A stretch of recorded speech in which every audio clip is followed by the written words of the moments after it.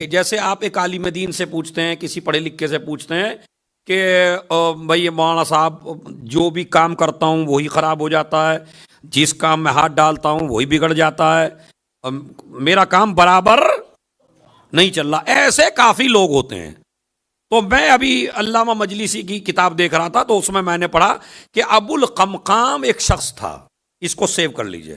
ابو القمقام ایک شخص تھا۔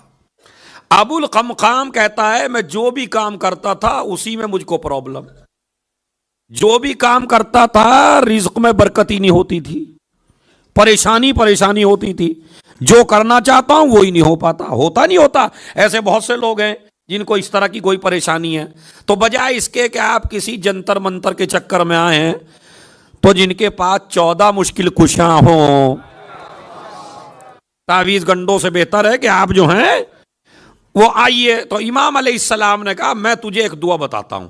اب کتنی عظیم دعا ہوگی جو 7واں امام بتا رہا ہے۔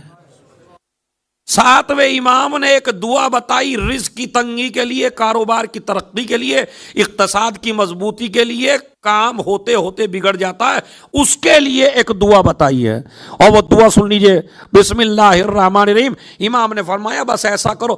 اچھا، جب بھی امام سے کوئی دعا پوچھی گئی نا، وہ ہماری طرح نہیں بتائی امام نے، کیونکہ ہم تو ایسی دعا بتاتے ہیں جس میں تمہارا گھنٹہ 2 گھنٹہ لگے۔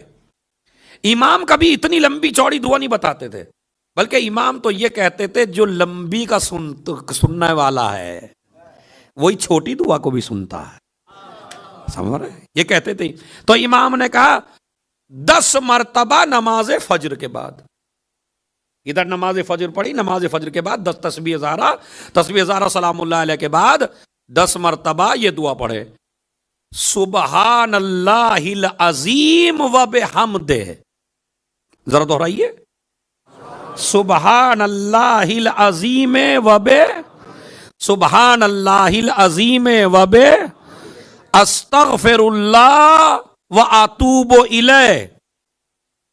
یعنی 3 چیزیں بتائی امام نے، کیا؟ سبحان اللہ العظیم و بحمدہ 1، استغفر اللہ و اتوب الیہ 2، وَأَسْأَلُهُ عَنْ فَضْلِهِ، وَأَسْأَلُهُ، یعنی 3 جملے ہیں، سبحان اللہ العظیم و بحمدہ 1، استغفر اللہ و اتوب الیہ 2، اسألہ عن فضلہ۔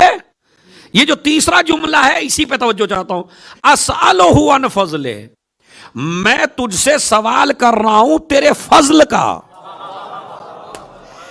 امام نے عدل کا لفظ نہیں کہا، عدل کا مطلب ہوتا ہے بندے کو اتنا دینا جس کا مستحق ہو۔ فضل میں پروردگار تجھے مجھے نہیں دیکھنا، اپنی عطا کو دیکھنا ہے۔